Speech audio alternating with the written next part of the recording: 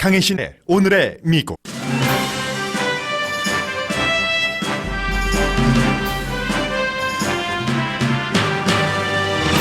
크리스토퍼 힐스 전 육자회담 수석 대표가 북한 핵 사태의 현 상황을 진단하고 해결 방안을 제시했습니다. 북한의 핵 보유 목적은 미국 공격에 대한 방어가 아니라 주한미군 철군이며 북한 핵 문제를 푸는데 문재인 대통령의 공과에 대해서도 지적했습니다. 트럼프 대통령은 민주당 지도부와 멕시코 장벽 예산에 대한 회담을 한 뒤 좋은 미팅이었다고 했지만 보스는 트럼프가 아니라 낸시였다는 말이 크게 들립니다. 멕시코 장벽 쌓는 비용을 멕시코가 된다는 말을 이제 트럼프 대통령 자신도 하지 않습니다. 팍스 TV의 트럼프 행정부 무조건 지지 열기가 조금 약해지는 듯 보입니다. 오늘 아침에는 국무장관이 믿거라 하면서 출연한 팍스 앤 프렌즈의 진행자들에게 저널리스트 자말 카쇼기 살해 사건에 대해 까칠한 질문들을 연달아 받았습니다. 트럼프 대통령은 비서실장을 원치 않을 수도 있다는 지적은 많이 나옵니다. 반면 누구라도 대통령의 딸 사위 동의 없이는 백악관 비서실장이 될 수 없다고 폴리티코가 보도했습니다. 이방카 자레드 쿠슈너 부부가 새로운 부동산 개발 세금 감면 혜택을 크게 보게 될 회사로부터 큰 이윤을 챙기게 됐습니다. 대통령 가족의 또 다른 이해상충 이슈입니다. 중국 테크 회사 파웨이 창업주 딸인 CFO를 미국이 원해 캐나다에서 체포한 뒤 세 나라의 긴장이 강하던 중 일단 중국 뜻대로 됐습니다. 캐나다는 CFO를 석방했고 미국 대통령은 기소를 무효로 할 수도 있다고 말한 반면 중국은 전 캐나다 외교관을 체포했습니다. 곧 물러날 니키 헤일리 유엔 대사가 트럼프 대통령의 예측 불가능한 발언을 외교에서 어떻게 활용했는지에 대해 말하기 시작합니다. 마이클 코엔 전 트럼프 대통령 개인 변호사가 오늘 형량 선고를 받기 위해 법원에 출두했습니다. 대통령의 추잡한 행위들을 감출 필요를 느꼈었다고 진술한 것으로 전합니다.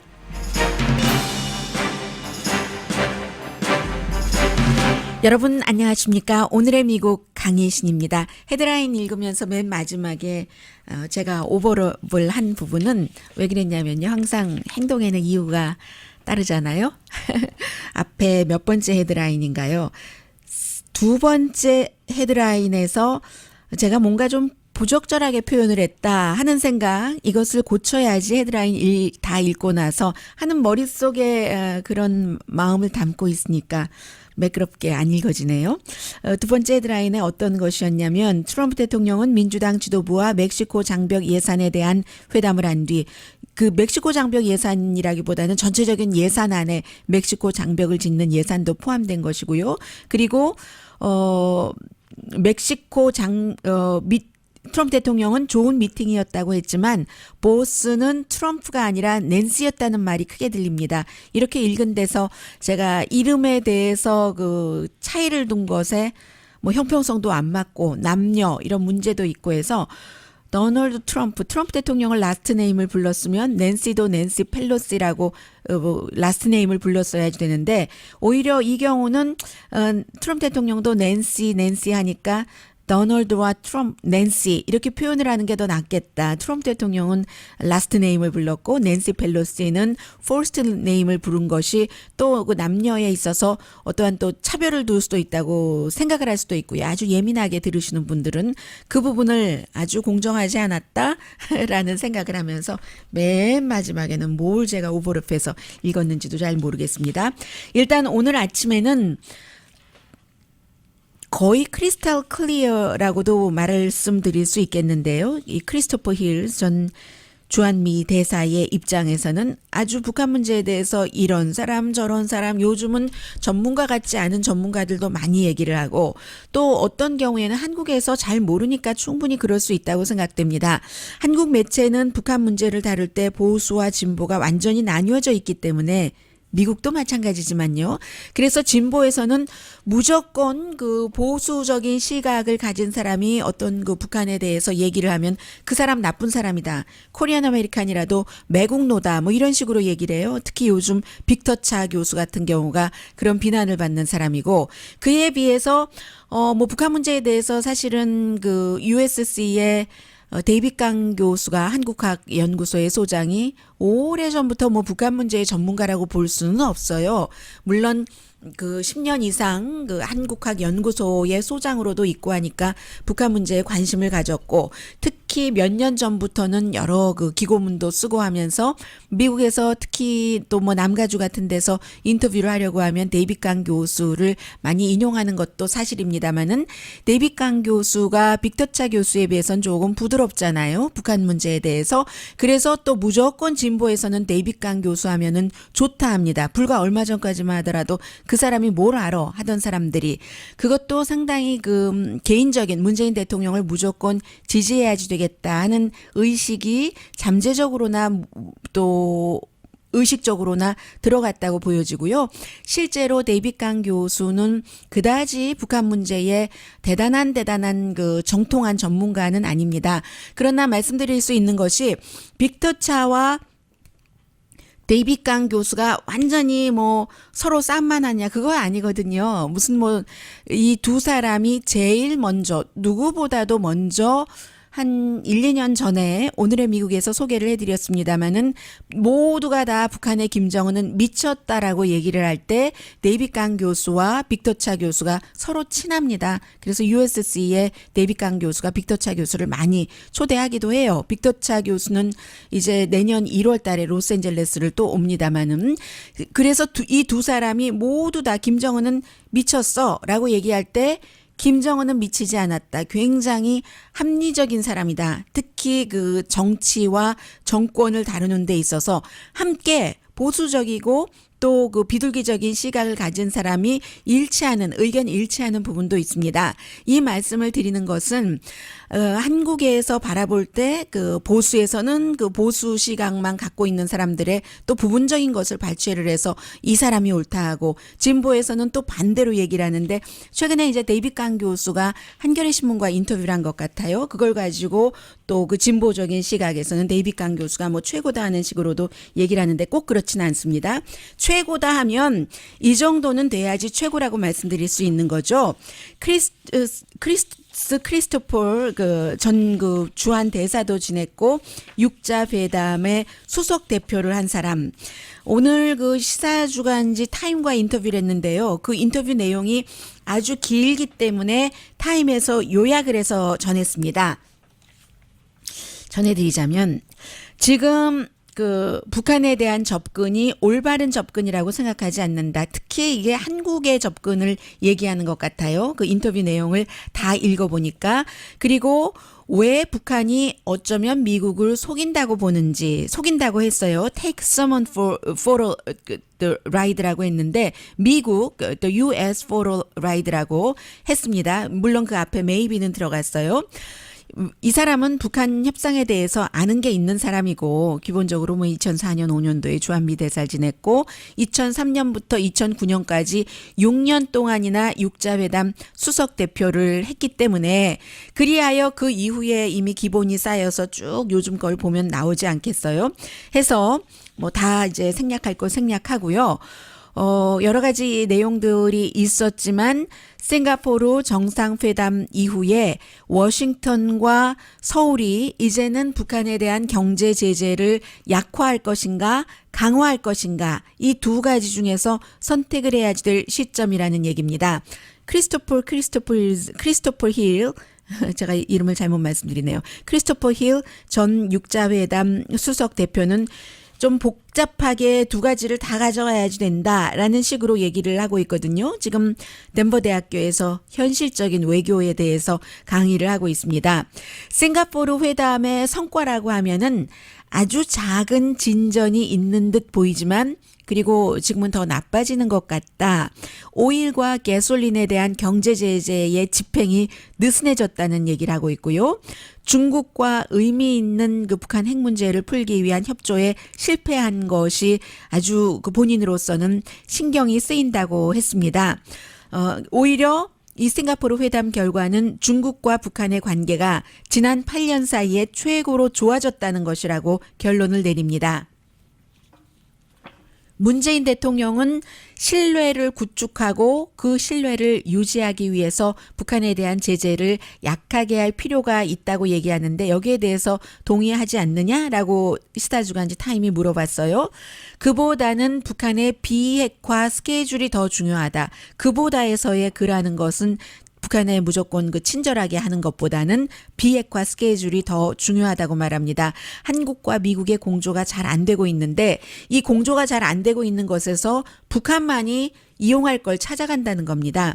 아, 한국에는 이렇게 대하고 미국에는 이렇게 대하면 우리가 그 가질 게 많겠구나 하면서 이제 한국 측에 더 좀 다정하게 접근하는 식으로 한다는 얘기를 하고 있습니다. 한국에서 한미 공조가 약해지는 것을 걱정하는 사람들이 상당히 많다고 얘기를 하면서 크리스토퍼 힐의 얘기예요. 트럼프 대통령이 이제 싱가포르에서 전쟁 그 개임이라고 얘기를 했고 그 미국과 한국의 합동 군사 훈련을요 부분적으로 취소도 했고 주한미군을 모두 집으로 오게 하고 싶다고 한 이런 말도 결코 이 그 북한에만 좋은 말이라고 얘기를 합니다. 북한이 핵자산 리스트를 어떻게 평화조약 전해줄 수가 있는가? 적에게 공격 목표를 누가 주느냐? 이런 지적에 대해서 물어봤어요. 넌센스다. 2007년과 2008년에도 북한은 핵자산 리스트를 미국에 줬다. 다만 문제는 그 리스트가 부족했었던 것이다. 북한도 미국이 어디에 무엇이 있는지를 알고 있다는 것을 안다. 그래서 그 당시에 그만큼만 줬다는 거예요. 2008년도에 특히 문제는 그 당시에 그 우리가 그 육자회담 그을 하면서 우라늄 농축에 대한 언급하는 것을 실패했다는 거다. 그 이후에 우라늄 농축 그 능력이 굉장히 강화돼서 지금 미국에 도달할 수 있는 탄도미사일까지 개발한 것이고요. 문재인 대통령이 지금까지 만든 과정을 어떻게 평가하느냐. 뭐 Fire and Fury에서 We Fell in Love까지 가는 것이요. 지금 뭐 더 이상 사랑한다는 말 트럼프 대통령 안 하지만 문재인 대통령이 긴장의 온도를 낮췄고 남북 관계가 좋아지는 것은 장기적으로 한반도에는 도움이 된다고 인정을 한다. 그러나 북한은 김정은 패밀리 그 자체 이상이다. 물론 뭐 개성공단 뭐 여러 가지 활성화하고 하는 것은 앞서 말한 것처럼 한반도 관계에 도움이 되지만 문제는 그 미국과 사이에서의 거리와 또 그렇게 추진하는 속도가 비핵화 이슈보다 너무 많이 앞서간다는 겁니다. 미국이 남북 대화를 하지 못하게 절대 안 한다. 이건 이제 미국식 입장에서 얘기를 한 거겠죠.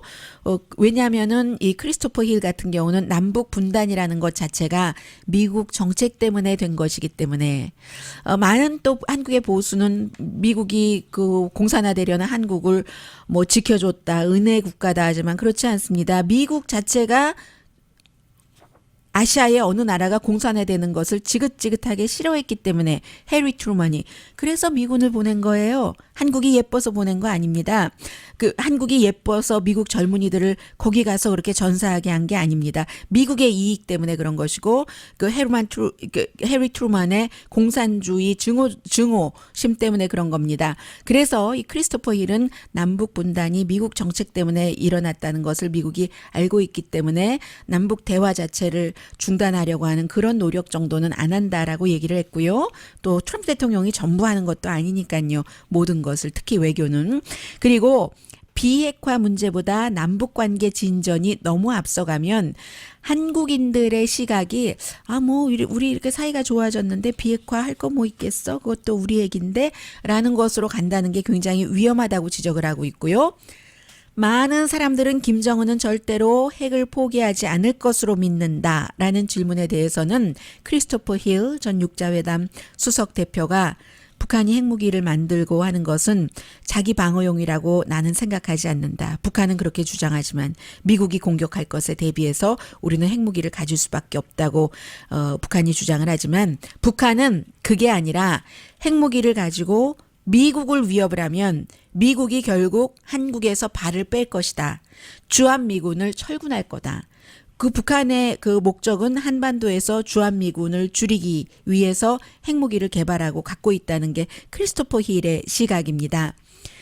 그리고 북한의 그 개방에 대해서는요, 항상 김정은이 주민의 생활 향상을 얘기를 하지만 그래도 위험하다고 본다는 겁니다. 중국이 수십 년 동안 우리 모델을 따르라 라고 해도 북한이 지금 안 하고 있잖아요. 중국 사람들은 지금 세계 어디나 있어서 미국이나 유럽에 유학생도 제일 많은 곳이 많은 그 인종이 중국인인데 북한이 여기에 대해서 준비됐는지 난 모르겠다. 준비 안 됐다고 생각하는 것 같아요. 그렇기 때문에 트럼프 대통령이 싱가포르에서 비치프론트에 콘도미니엄을 짓는다고 하고 마이크 폼페오가 김영철이 왔을 때 뉴욕에 가서 스카이라인을 보여주고 했어도 북한은 이런 것에 흔들리지 않을 거다. 미국의 이런 그 접근도 별로인 접근이라는 겁니다. 그럼 어떻게 북한의 비핵화를 추구할까? 컨비네이션이라는 단어를 쓰고 있는데 강한 그 제재를 해야지 된다는 겁니다. 때에 따라서는 사보타지까지 외국에 있는 자산까지 완전히 동결시키는 것. 그리고는 스텝 바이 스텝으로 뭔가를 주는 것.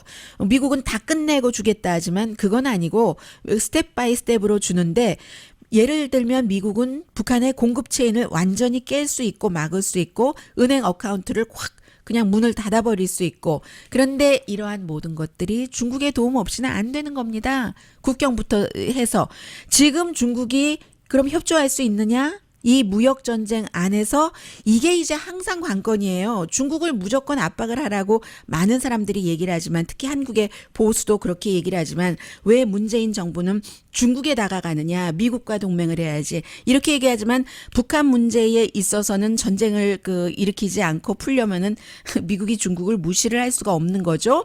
그래서 무역 관계는 물론 정치 문제고 그러나 결국은 중국과 미국도 기본적으로는 우리는 이 이슈를 달리한다 하지만 어떻게 달리합니까? 국가와 국가 간에도 감정이라는 게 흐르는데 그래서 아주 진지하고 포커스를 두고 트럼프 대통령이 협박하는 발언, 위협하는 발언, 트위터에 그 본인의 지지 기반만을 위한 인기 발언을 해서 뭐 듬직한 중국이라고는 하지만 그렇게 자극하지 말고 가장 중요한 이슈를 신중하게 중국과 협조를 해야지 된다. 그 가장 중요한 이슈가 넘버원이 북한 이슈다 하는 게 크리스토퍼 힐의 시사주간지 타임과의 인터뷰였습니다.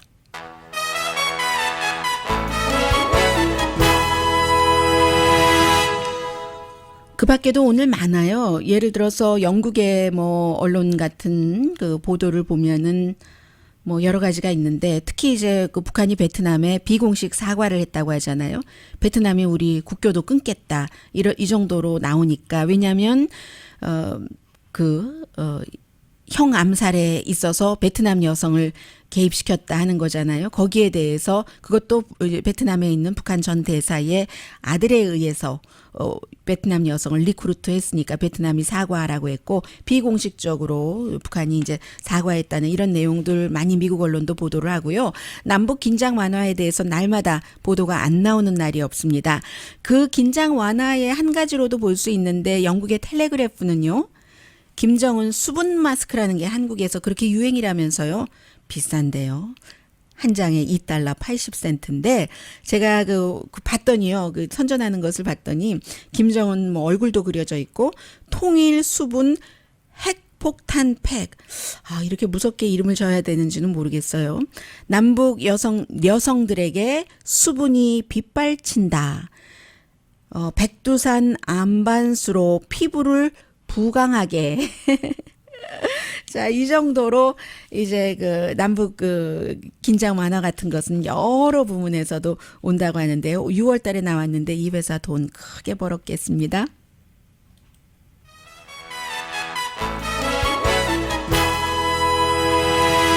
크리스토프 힐 그 읽어보니까 조금 더 냉정할 필요 있다는 생각 들고요.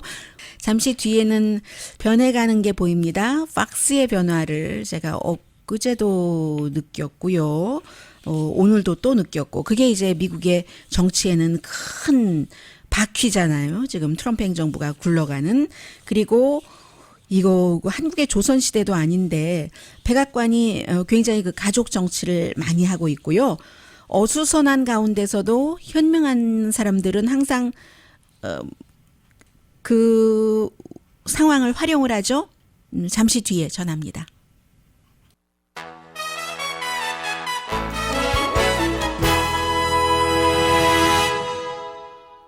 라디오 서울 방송 오늘의 미국 듣고 계십니다. 네, 마이클 코엔이라는 전 대통령의 개인 변호사가 3년 구형을 받았습니다. 이 사람이 그 트럼프 대통령의 뭐 10년 넘게 개인 변호사로서 비즈니스 딜도 많이 했고, 그리고 이제 여성들에게 선거 직전에 내가 그 사람과 같이 잠을 잤다 하는 것을 인터뷰를 하지 못하게 입막음용 허쉬머니를 줬고, 그리고 그 돈이 결국은 그 선거자금법 위반이 되고 또 여러 가지 의회에서 증언한 것에 거짓 증언을 했고 등등 특히 이제 의회에서 거짓 증언한 이 부분에 대해서 3년형 39개월형을 지금 선고받았습니다. 그래서 3월 6일부터 수감되는데 가장 좀 그 세큐리티 같은 것이 약한 어느 정도 그 자율성이 있는 그런 곳에 수감이 되고 벌금이 10만 달러를 물어야지 된다고 하죠. 오늘 그 맨하탄 연방법원에 뭐 딸도 나오고 했는데 이렇게 변호사가 얘기를 하더군요. 우리 이 클라이언트는 미국에서 가장 파워풀한 사람에게 그에게 그 해가 될 수도 있는 그런 그 진술을 솔직하게 다 했다라고 얘기를 하고, 마이클 코엔은 내가 눈 감고 무조건 누구에겐가 충성을 한 것에 대한 책임을 지겠다. 그러니까 이제 어떠한 그 벌을 내려도 달게 받겠다는 그런 내용이었습니다. 자, 일단은 이렇게 되어 있습니다. 그리고 이제 그 사이에 여러 가지 이 사람이 이제 모스코바에 트럼프 타워 짓는 것도 많이 추진을 했었다고 하니까 얘기가 나오겠죠. 특별검사의 수사 결과를 기다리는 사람이 굉장히 많습니다.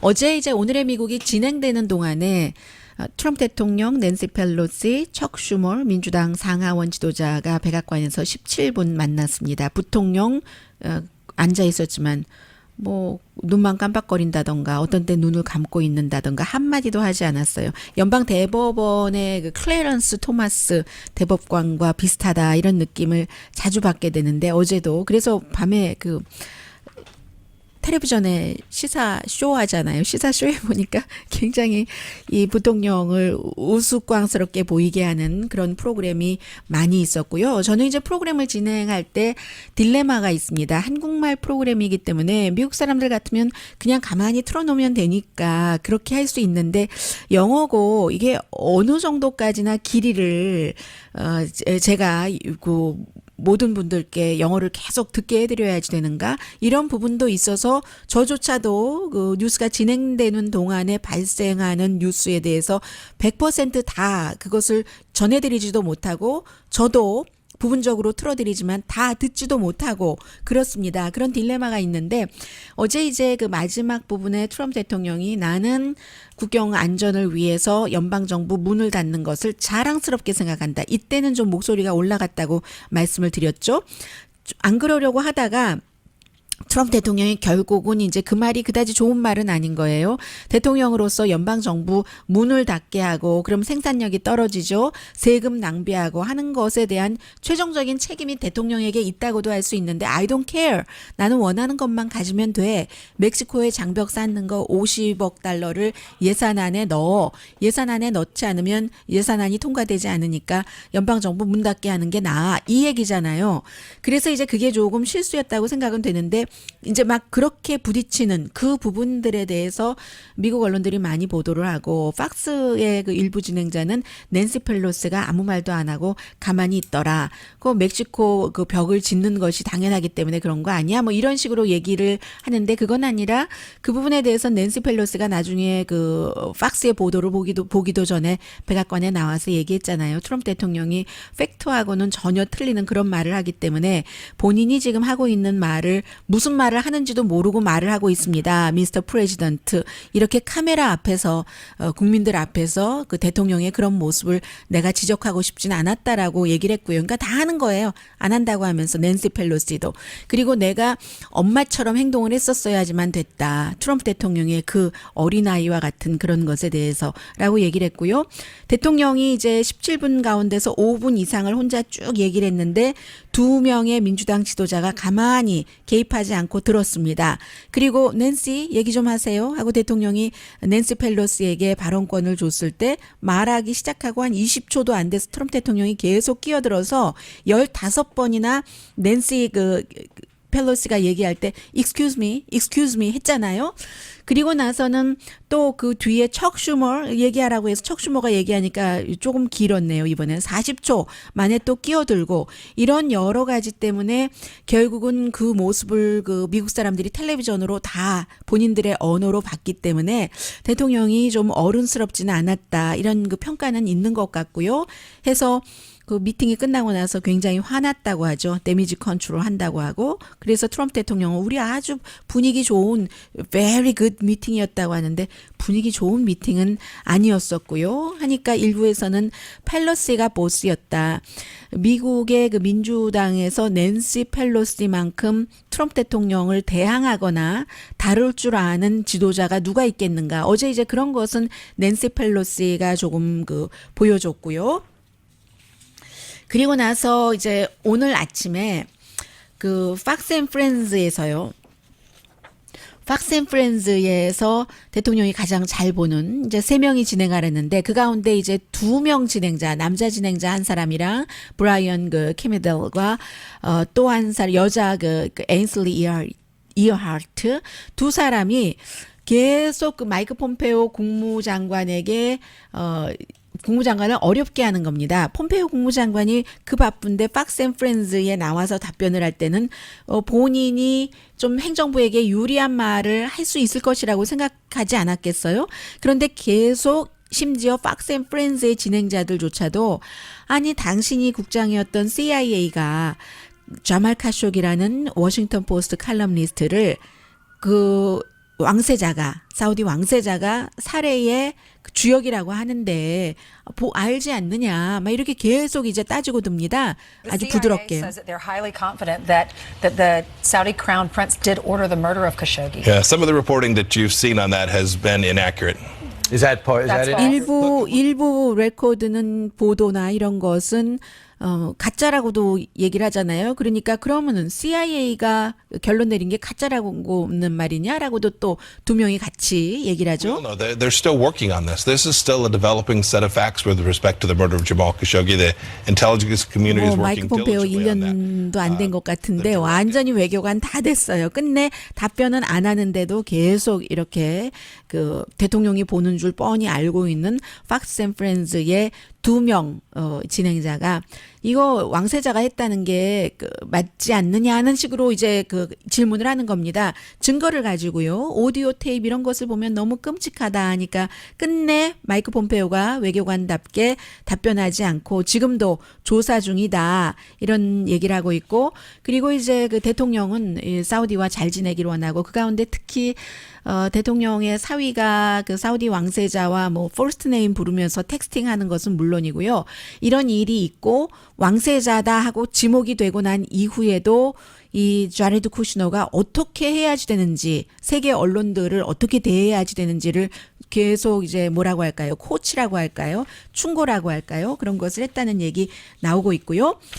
비서실장에 대해서는 존 켈리 비서실장이 내년 1월 초까지는 할 수도 있다 이런 얘기 나오는데 대통령은 내가 다 아는데 왜 비서실장이 필요해? 이런 얘기 몇 개월 전에도 들렸고 지금도 들리고 있는데 어쨌든 자레드 쿠슈너와 이방카 트럼프가 지금 백악관에서 힘이 많이 강해져서 더군다나 존 켈리까지 나가면 지금도 이제 한 명을 밀었다가 그 사람이 안 한다고 했으니까 펜스 부통령의 그 비서실장이요. 또 다른 사람을 열심히 그 쿠슈너가 물색하고 다니고 있답니다. 정치적인 동지를 찾는 거예요.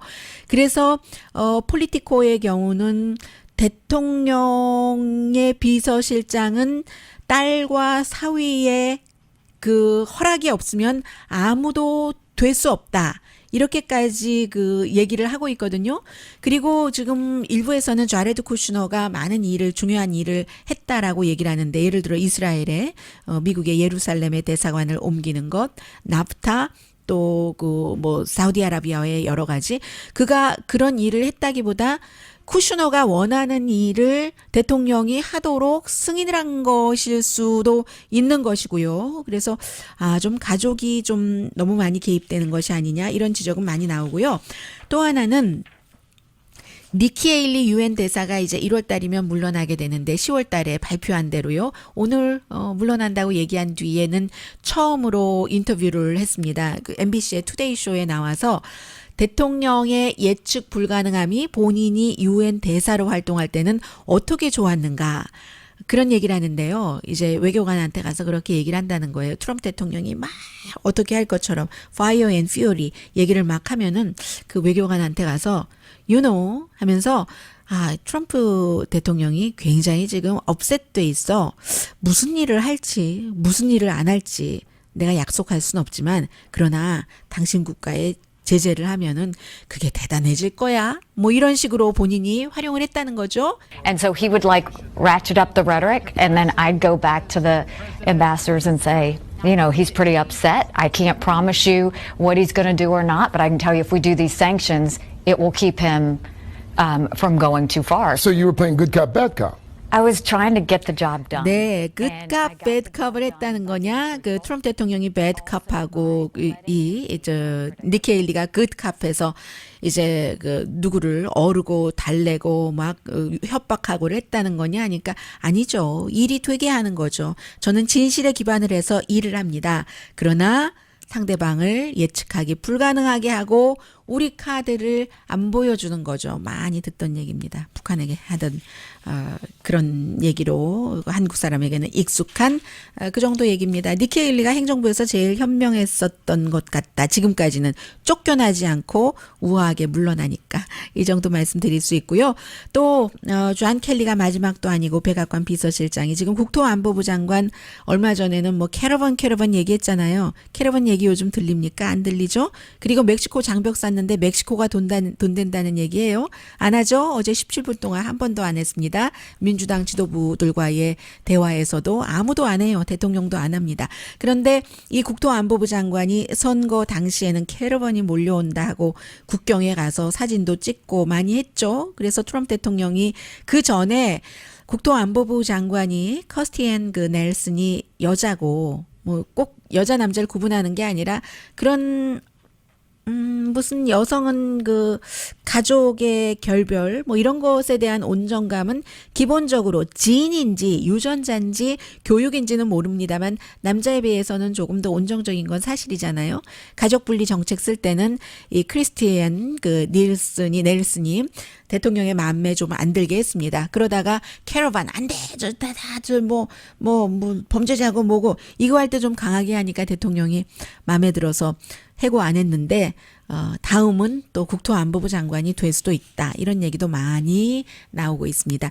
내년 초에는요. 미국의 전 정치 뉴스를 조금 줄이고 싶은데 그럴 수 있는 확률이 좀 낮지 않을까, 로우하지 않을까 짐작이 되네요.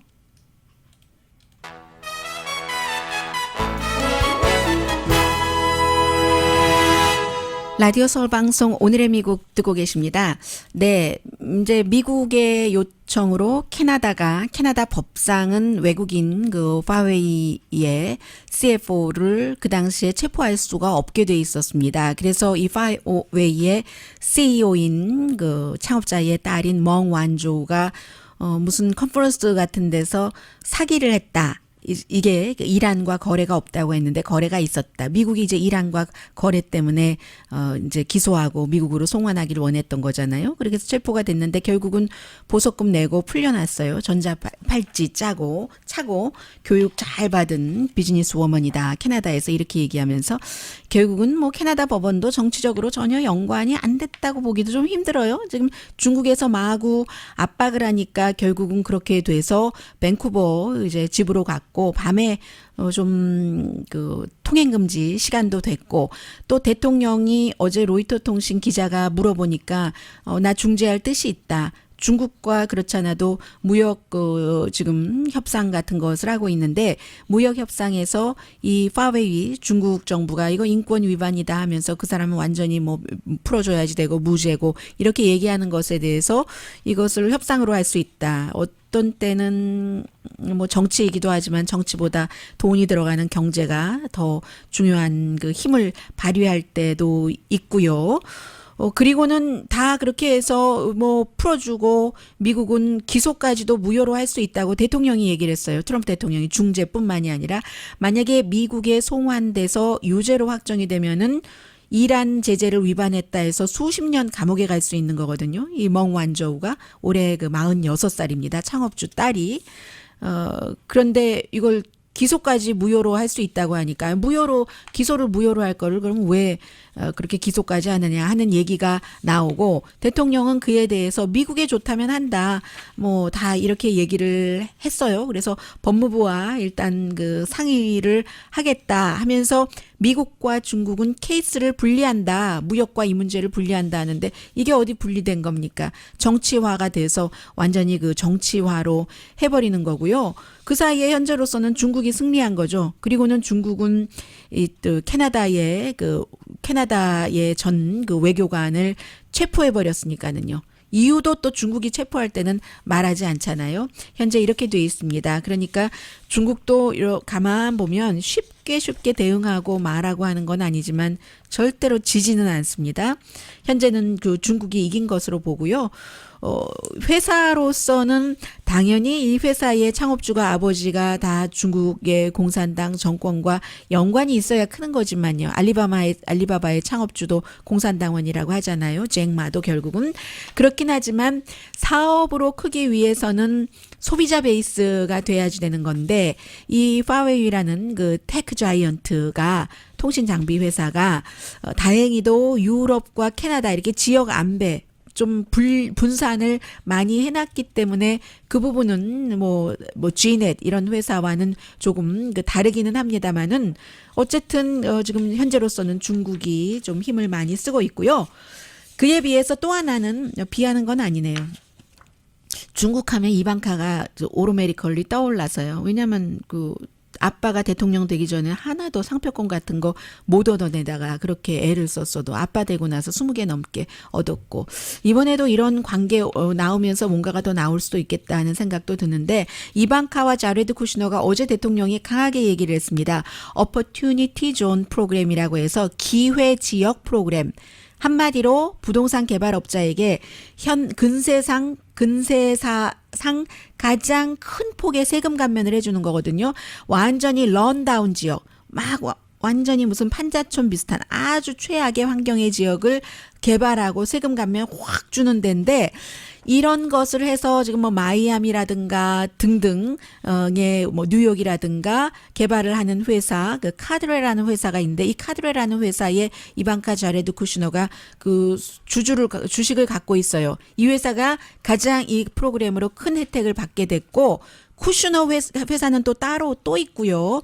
해서 두 사람이 어떤 역할을 했는지는 모릅니다만 이런 대단한 세금 감면을 하는 프로그램을 하는데 그런데 올해 초에 그 대통령이 이런 그 프로그램에 대해서 설명을 하면서 기자회견을 할 때였어요. 이방카 옆에 서 있는데 이방카 너 말하고 싶은 것 있어? 말 한마디 하지? 네가 이 안을 얼마나 강하게 밀어붙였잖아. 뭐 pushing this very hard 하게 이렇게 대통령이 얘기를 했었거든요. 그러니까 대통령 입으로 이렇게 해서 나온 이 안으로 대통령 딸과 사위가 돈을 많이 벌게 됐구나 정도 알려드립니다.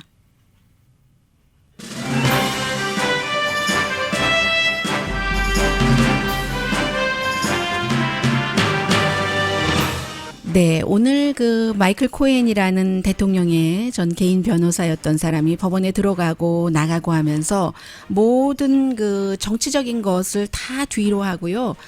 저는 그 사람이 누군지 모르겠어요. 그런데 아마 딸이 아닌가 싶은데 아버지는 법원에 선고받으러 들어가는데 딸이 아버지의 그 임시 조금 다친 것 같았어요. 부축을 받아야지 되는 거예요.